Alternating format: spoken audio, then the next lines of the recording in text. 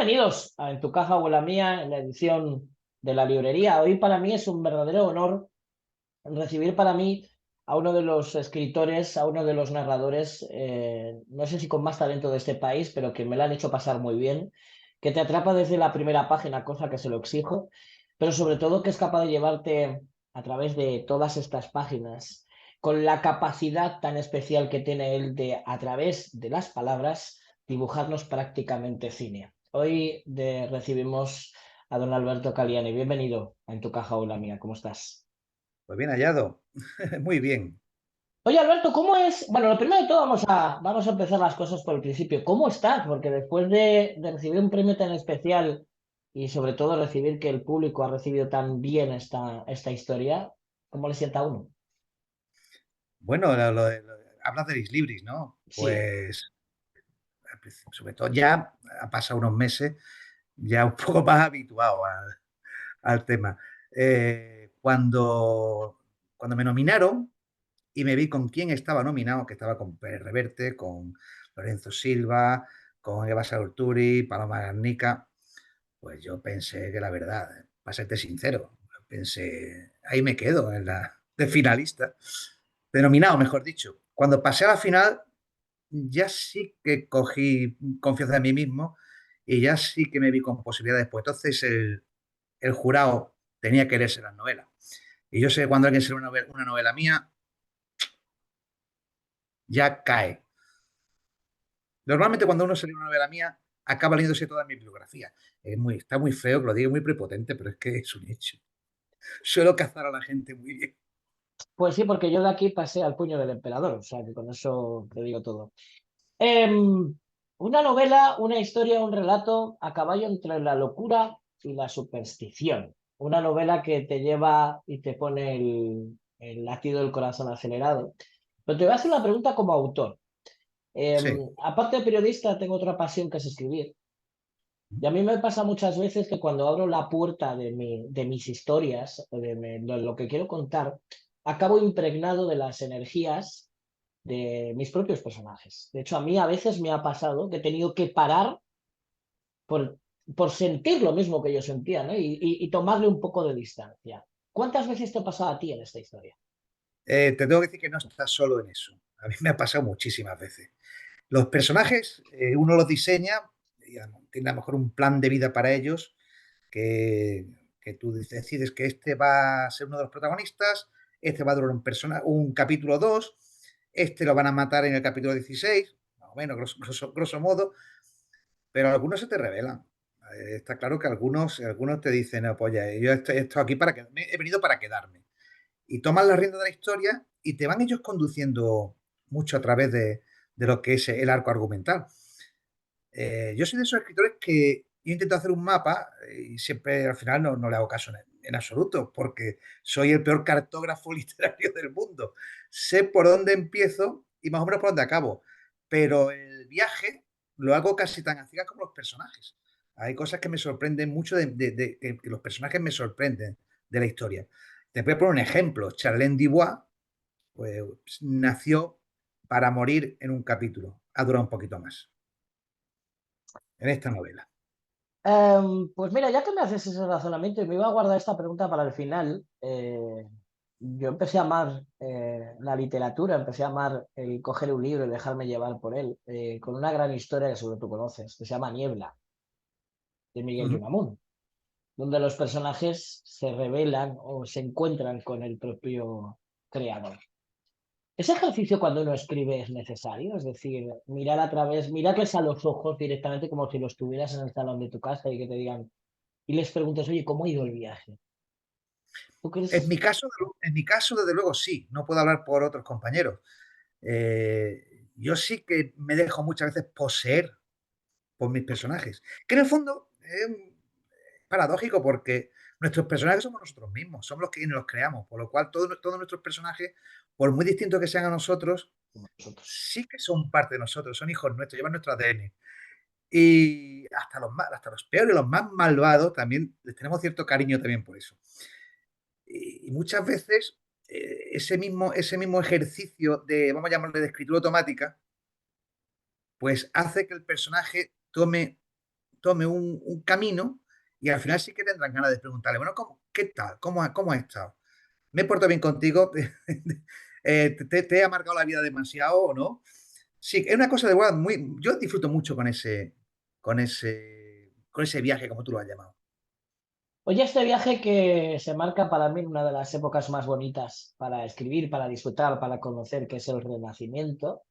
¿Cuánto de labor de investigación, cuánto de base histórica tiene esta historia? Bueno, yo no, yo cuando escribo soy más novelista que historiador, soy cero. O sea, yo Eso es. no soy un historiador ni lo pretendo. No quiero, no investigo nada que otro año no haya investigado. Únicamente utilizo la historia como un escenario. No voy a poner un tío del Renacimiento con una katana, aunque se podría, pero no lo voy a poner con una katana y mucho menos con un Kalashnikov. Pero sí intento que la historia sea la que nos han contado y que los acontecimientos ficticios vayan alrededor de esa historia. Pero yo le doy mucho más peso a lo que es la aventura, a lo que es la épica, a lo que es las tramas de Exacto. personaje, muchísimo más que narrar unos hechos históricos. O sea, cualquier historiador de medio pelo va a saber más de Nicolás Maquiavelo que yo. Y esta es una novela de Nicolás Maquiavelo, palma en el capítulo 1. O sea, en el capítulo 1 se muere. Siempre suelto este spoiler porque es verdad, una novela de Maquiavelo sin Maquiavelo. Pero vamos, volviendo a la pregunta inicial, el peso de mis novelas es mucho más literario que histórico, muchísimo más. Exacto. Aparte de otra cosa, con un objetivo muy claro, que no se confunda nadie, divertir y entretener. No quiero, para eso tengo compañeros académicos que son mucho más académicos que yo, que saben infinitamente más que yo de historia y tienen mucho más mérito en ese sentido. Yo la documentación, la verdad, la justa. Hablemos de tus hijos, de tus personajes. Sin hacer spoiler, y va a ser duro. ¿El fin justifica los medios para ellos? Para ellos, sí, sí, para ellos sí. De hecho, es claro, allá entramos en el campo de minas de los spoilers. Hay un personaje que, Vayamos con cuidado. exactamente, vamos a ver si no pisamos ninguna. Eh, hay un personaje, porque un personaje que hace una cita de esa frase que ha pasado tanto a la historia, que realmente no la dijo Maquiavelo. El fin justifica los medios, en El Príncipe no aparece, ni se le atribuye a él. Exacto. Pero yo me he tomado una licencia con uno de los personajes y se la he inventado, ¿eh? Porque claro, aunque quieren o buscan un fin noble, el camino hasta conectar con ese final positivo que crees, el desarrollo del camino no es tan sencillo, No, no no, es tan noble. no, no. Además, en todas las novelas de aventura siempre hay, vamos a llamarlo así, en plan, eh, rebajándolo todo a blanco y negro, siempre están los buenos y los malos. En esta novela, los buenos no son tan buenos y los malos son tan malos. Son capaces de cometer alguna barbaridad cualquiera de los protagonistas. Ya pueden ser, vamos, un niño entrañable, en un momento dado puede cargarse a alguien en A esta su novela. padre, por ejemplo. Exactamente. Y gente que tiene un aura diabólica total, también tiene su explicación de por qué ese aura diabólica se ha instalado a su alrededor.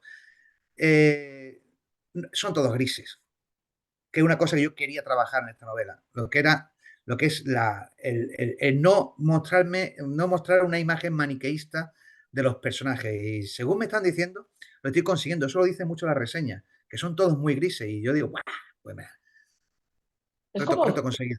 es como tú los quieras manejar, ¿no? Porque también depende un poquito de la interpretación del lector. Esto, si me permites la comparación, aunque muy lejana, muy cogida con pinzas, es como un videojuego. Uno puede coger el personaje malo y convertirle en el héroe o el antihéroe de la historia también, ¿no?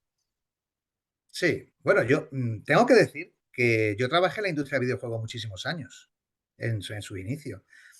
Y todas mis novelas tienen un gran componente de videojuego, un gran A componente eso de iba cómic, yo. A eso iba yo. ¿sabes? Pero un componente muy, muy, muy grande, que creo que es lo que además la hacen Especial. especiales. Sí, La sí. gente dice, hay gente que dice que yo a ti no te leo, yo a ti te veo. Son novelas muy visuales, muy visuales.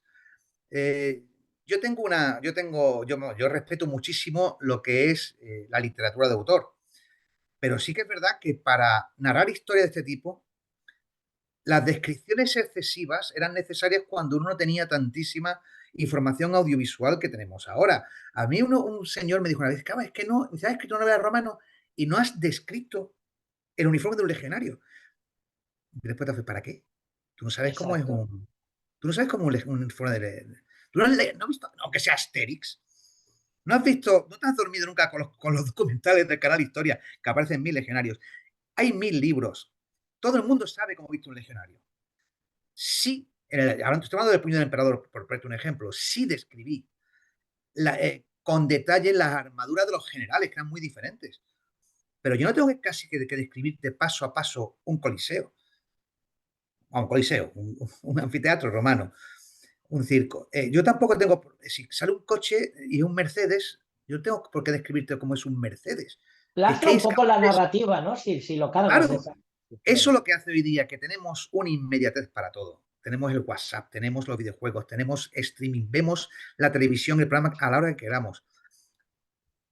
Para hoy día atrapar a un lector, tienes que también transmitir esa inmediatez, esa rapidez. El lector tiene que leer rápido. De hecho, a mí mucha gente me dice, tu libro tiene 700 y pico páginas, pero se leen enseguida.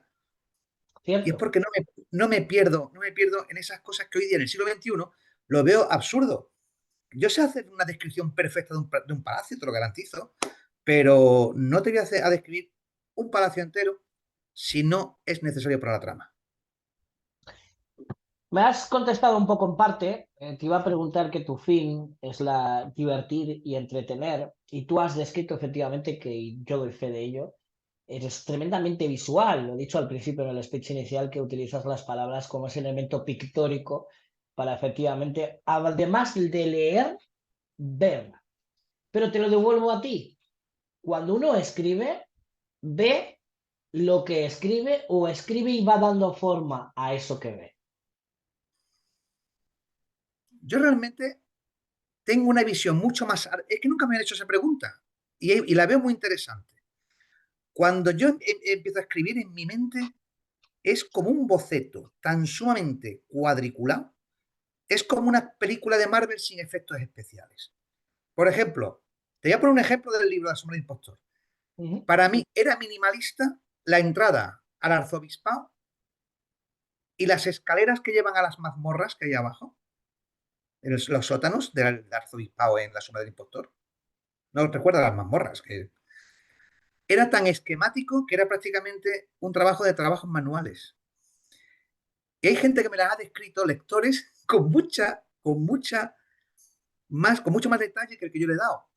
Y a mí eso me encanta, porque he plantado la idea y cada uno la interpreta a su Claro, manera. claro.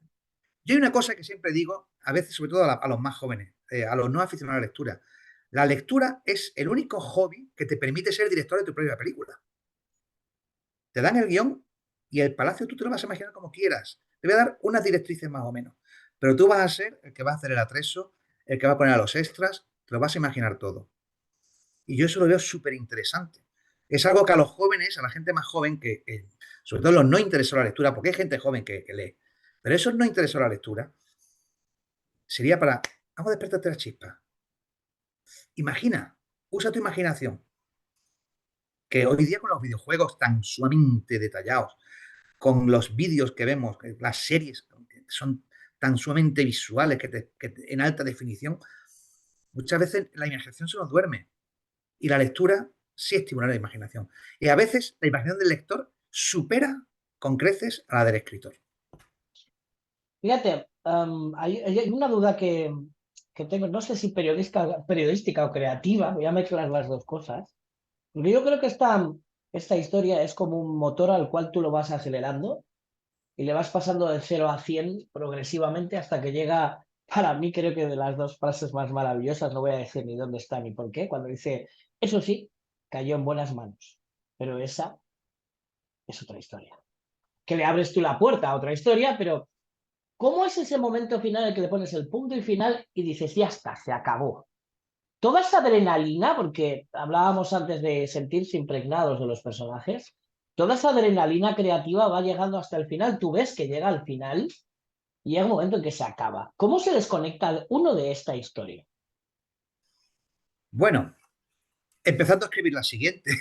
Pero, O sea, pero eso es fácil. Es decir, cuando uno se pone, deja fluir, porque claro, yo siempre he dicho y he hecho la comparación, es como un coche que le entras en rodaje, vas andando con él y vas por las playas, pero de repente dices, uy, qué bonita la playa, pero de repente si tomas camino de la montaña ya es otra historia, es otra temperatura, es otra... Tú eres el mismo. ¿Cómo uno se desconecta de eso? yo no tengo problema para desconectar. De todas formas, si te fijas bien, en todas mis novelas, a mí me gusta mucho dejar las tramas cerradas. Sí. O sea, el fin de mi novela no termina en la última página, termina siempre un poco antes. Termina, ese es el fin.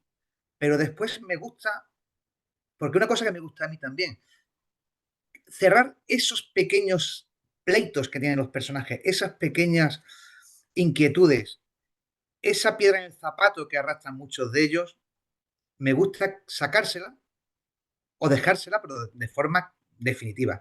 Cerrar la historia un poco más allá. Y también me gusta mucho dejar cierta parte de historias abiertas, pero no porque se vayan a contar alguna vez, para que el lector también sueñe con la... Este personaje se va a tal sitio, va a viajar a tal sitio, se despide. Como por ejemplo, Ictis en El puño del emperador, cuando dice, me voy a Vindobona, me voy... ¿Qué pasa con Ictis en Vindobona? Imagínalo, es tuyo. El personaje una vez que se ha publicado ya deja de ser del autor. Yo siempre digo que los libros cuando se publican son más allá de los lectores que del autor, porque le vaya a dar una interpretación diferente. Oye, y dentro de esos personajes rebeldes, de esos personajes que dejas la puerta abierta, tú como autor, ¿alguna vez te has llegado a plantear seriamente, no sé si utilizar este símil, hacerte un spin-off de ese propio personaje, Sí, sí, sí, sí, sí. de Lo que coger, voy pasa a es que tirar de este hilo y lo llevo hacia allá? sí, sí se puede. Se puede. ¿No? Hay personajes que yo he estado tentado de hacer spin-offs. Lo que pasa es que, claro, hay que ser realista. Cuando tú escribes en tu casa o incluso para editoriales pequeñas y medianas, tienes mucha más libertad. Entonces, yo solamente le planteo un spin-off a la editorial y me diría, pues mira, pues creemos que esto no será interesante. Es muy difícil que un spin-off funcione. Tenía que ser algo bestial, algo que vendiera horrores. O sea que yo por ahora, horrores no estoy vendiendo bien, pero no vendo horrores. Eh, pero el spin-off siempre está en la cabeza, como segundas partes de libros. Yo tengo medio escrita la segunda parte del Secreto de Boca Verde. ¿Se verá alguna vez el Secreto de Boca Verde reeditado? Que ha tenido muchísimas ventas ese libro. Pues no lo sé. Depende de mi editorial. Depende de mi editorial, que a lo mejor le interese. Entonces la segunda parte sí sería factible. La segunda está medio escrita, pero yo no tengo mucha fe en que se publique algún día. Y hablabas de libertad. ¿Cuánto margen de libertad has tenido? Porque claro, cuando uno piensa en uno escribe un libro, siempre aparece la figura del editor por detrás, ¿no? Como esa figura maquiavélica, y nunca mejor dicho, que aparece por detrás donde te dice, no, por aquí no. ¿Cuánta libertad, Bueno, margen has tenido a la hora de crear esta historia? mucho, ¿eh? Mucho, mucho. Yo cuando hice El Puño del Emperador, temí quedarme en Roma, Y no ¿sabes? Para, salió. para los restos, y menos mal que no. Además, tenemos la editorial, tenemos el número uno, tenemos a Santiago Posteguillo, que ¿qué hago yo ahí? O sea, yo le aplaudí, yo cuando entró Santiago Posteguillo volvió a Ediciones B, yo aplaudí y dije, bueno, aquí, ¿sabes? Me van a dar más libertad. En efecto, o sea, yo ahora mismo, mi target ahora mismo es el lector de histórica y el lector de thriller, unirlos a los dos. Ese es mi objetivo editorial, vamos a llamarlo así. Eh, a mí no me han prohibido jamás nada. Mi editora son las dos, la jefa y mi editora que me lleva a mí, bueno, la persona, va a llamarlo así, son dos encantos. Y a mí siempre me proponen, pero yo le hago caso, porque yo estoy para escribir, para el mercado y para controlar el mercado están ellas. Y a mí lo que me dijo Carmen Romero, mi editora de jefa de Grijalbo y Ediciones B, dice, mira, escribe del 20 para atrás. Yo hago un chiste el otro día, hice un chiste de la prestación de Madrid. Bueno, de 1899 era lo máximo que puede escribir, pero me la ha robado Netflix con la serie y tampoco me ha hecho mucha avería porque la han cancelado. Por lo cual, pero de 1899 hacia atrás. Lo que sí que ya te avanzo, que me voy a quedar un poquito en esta época, en el Renacimiento, me voy a quedar un poquito porque, a la parte que a la gente le gusta, no hay demasiado escrito, no hay demasiado escrito, y tiene unas cuantos ingredientes para explotar que pueden ser muy interesantes. Y ya te digo que la siguiente novela hay personajes de esta, pero no voy a decir ninguno. Pero vamos, si te ha gustado esta, te vas a reencontrar con alguno. Me gusta escuchar eso. Hombre, el Renacimiento tiene piezas de tablero, tiene piezas de ese tablero de ajedrez que no se han usado. Y hay Sí, historias. Pero yo tengo una pregunta. Claro, partes de la Turín del 16, Roma. Oye, yo lo dejo ahí. ¿Y Florencia cuándo la visitas? pues no tengo planes. Es que de Florencia se ha escrito mucho. Bueno, podría Eh, escribirse eh, más. lo que es el tema, a ver, el tema del Renacimiento, la frase gancho de bienvenidos al Renacimiento, bienvenidos al caos, se me ocurrió porque cuando tú hablas del Renacimiento, el Renacimiento fue una época terrible, pero ha pasado la historia más por el arte, Que por las otra cosa. bondades, el humanismo. Entonces, el Renacimiento, esto es, qué maravilla el Renacimiento. No, te voy a dar la cara B del Renacimiento, la cara más oscura y más violenta. Entonces, por eso, bienvenido al Renacimiento, bienvenido al caos. Es casi un oxímoron, pero que no lo es. Realmente, como todo, como todas las partes de la historia.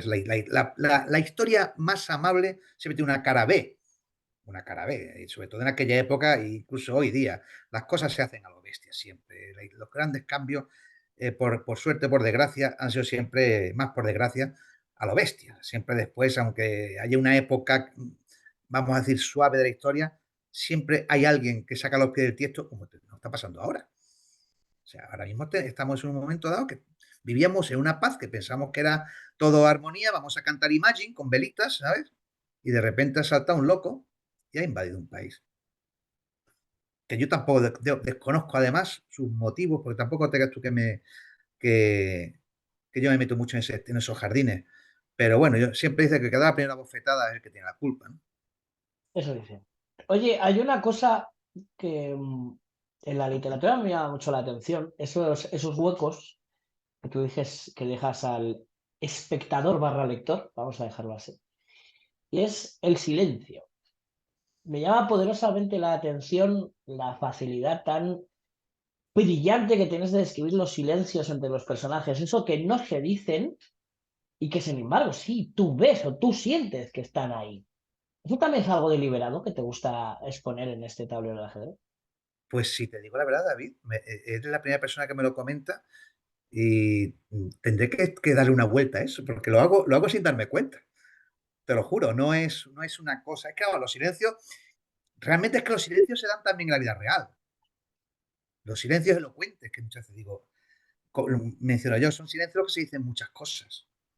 Pero no lo hago deliberadamente, lo hago porque lo piden en la conversación. Yo soy muy de diálogos, ¿eh? Si te das cuenta, yo soy un escritor muy de diálogos. Cuento la historia mucho con diálogos. Debe ser porque hablo mucho. Yo, yo Sí, tengo menos. pero entre diálogos queda ese.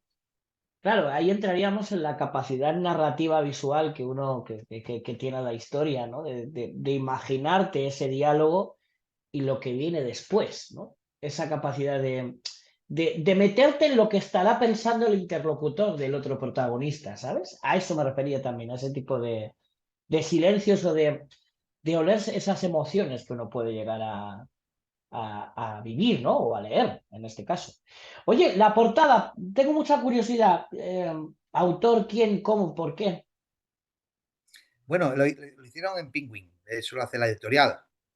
Yo había propuesto otra cosa, pero si te fijas bien, si tú coges los dos libros, voy a coger, tengo aquí, si tú coges estos dos libros, están diseñados, no se ven bien Sí, ahora, sí, perfecto. son distintos completamente, ¿verdad? Sí. Bueno, pues están Pero, diseñados de forma que sin ver lo que Hay la portada, el dibujo de la portada, la ilustración, sin poder leer el título y, por supuesto, menos aún el nombre del autor, tú sepas, ese libro es Calián, es una imagen de marca. Y no es demasiado explícita. O sea, la portada realmente no es explícita. La portada es la portada que si yo fuera a una librería la viera, rápidamente cogería el libro y le daría vuelta a ver de qué va. Porque muchas veces si una portada es demasiado explícita, te explica demasiadas cosas. Entonces, pues, oye, mira, No pues te esto no deja me ese interesa. punto, claro. Sí, esto no me interesa porque, sí, si pones un tío vestido de cruzado, sabe que va a dar las cruzadas y no te interesan las cruzadas, pues no lo vas a coger el libro en la vida. Sí llamarás al tío que le gusta las cruzadas. Pero aquí lo que se trata es que estos libros están diseñados para gente. Yo siempre digo que yo escribo novela histórica para gente que no le gusta la novela histórica. Porque yo mismo no soy un gran lector de novela histórica, ¿eh? Aquí donde me ves. En mis tiempos libres no soy un gran lector. Soy lector de novela histórica, pero no soy un forofo de novela histórica.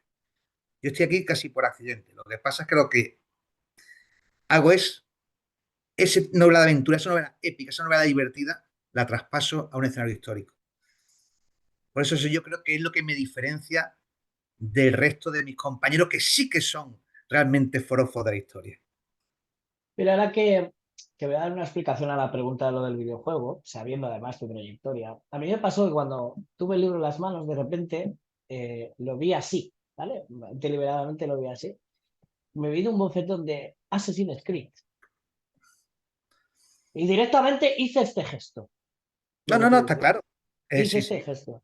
Es muy portada, muy visual, que es básicamente de lo que se trata. sí. Bueno, hablamos de futuro. ¿Cómo se presenta el futuro? Ya sé que estás preparando historias, estás preparando más, Sí, pero ¿cuáles son los siguientes pasos? Porque claro, cuando uno escribe no hay timings muy definidos, ¿no? Pueden cambiar en cualquier momento. sí, bueno, ya mismo estoy trabajando en unos proyectos que, aparte de lo que son novelas literarias, no te puedo contar nada, pero sí te puedo decir, digamos, que están dentro de lo que es el guión. Estamos trabajando en tema de guiones. Y el tema de libros, pues el siguiente, si Dios quiere, será para el año que viene. Será para el año que Vale. viene. Y va a ser un thriller histórico también, unos años por delante de la sombra del impostor. También te digo que algunos personajes de la sombra del impostor van a repetir. Y va a ser un thriller bastante oscuro. Va a ser un thriller bastante oscuro y bastante cruel. Pero yo creo que va. A los lectores, mi lector es cero. ¿Sabes lo que son los lectores cero? Bueno, os lo explico un poco para. Tú sí lo vas a saber, David, pero lectores cero son las personas que leen, los lectores que leen el libro mientras se está fraguando. Y te van diciendo, oye, esto engancha, esto no engancha, has matado a este dos veces, ¿sabes qué? Has matado a este dos capítulos atrás. Pues les está gustando muchísimo. Y además, una cosa importante, no tienen ni idea de qué, o sea, quiénes son los culpables de una serie de crímenes que se cometen. Y mira que doy pistas veladas, pero no me lo caza nadie. Es como aquí en este libro, muy poca gente ha cazado las sorpresas antes de tiempo. Aunque bueno, sí que ha habido que lo ha cazado. Y no me parece mal. Ha sido un verdadero placer, un gusto y un honor. Hay una frase que yo digo siempre, que la aplico a la música. Yo siempre digo que la canción más hermosa en un disco es aquella que nunca llega a componerse, pero esas canciones son precisamente el reflejo de esa búsqueda. Sí, Yo creo que en el fondo esto pasa también en los libros, en las historias, ¿no? Es como el autor busca esa historia que quiere llegar a terminar de contar, pero que a lo mejor nunca llega a hacerlo. Quién sabe si se logra alguna vez. ¿Se nos ha olvidado algo que te hubiera gustado que pusiéramos como firma o como rúbrica de esta conversación, Alberto? Nos hemos acercado a lo que querías contar. yo creo que has hecho tu trabajo muy bien. O sea, tengo que felicitarte. Has hecho una gran entrevista, por lo cual Sin mi hacer respeto. spoilers, sin hacer Sí, spoilers, sí, cosa que ya... me descubro el cráneo, como decía aquel. Pues nos vemos en las librerías y conversamos, espero la próxima vez, sin una pantalla de ordenador. Cuando tú quieras, ¿sabes? Que llama yo para eso. A mí no hay cosa que me gusta más hablar con alguien con una cerveza por delante. Yo soy muy de bares, soy muy tabernario. Yo voy de vino, o sea que brindaremos Bueno, entonces. me adapto, no hay problema ninguno. Alberto, ha sido un verdadero honor. Que Igualmente. disfrutes escribiendo, que disfrutes soñando, que disfrutes metiéndote en esos mundos. Que me he guardado esta última frase, que independientemente de lo visual, a mí me gusta una novela que me transmita olores, que me transmita dolores y que me ponga la piel con esas sorpresas que vas dibujando. Alguna que hace, ¿eh? Alguna, poca, pero que te deje llevar. Hombre, después de leerlo 3 veces como para no, pero que te deje llevar precisamente Es por... un mérito. Creo que te van a poner aquí a Guinness de los récords, ¿eh? Eres el lector que más veces se ha leído La sombra del impostor. alguno que otro habrá. Amigo, ha sido un verdadero placer. Nos vemos muy pronto y que sigas disfrutando como lo haces, porque si tú disfrutas, nosotros seguiremos Eso es soñando importantísimo, sí. Gracias, Jody. a través de las Pues páginas. muchas Gracias, gracias, David. Alberto. Un Gracias. placer. Igualmente.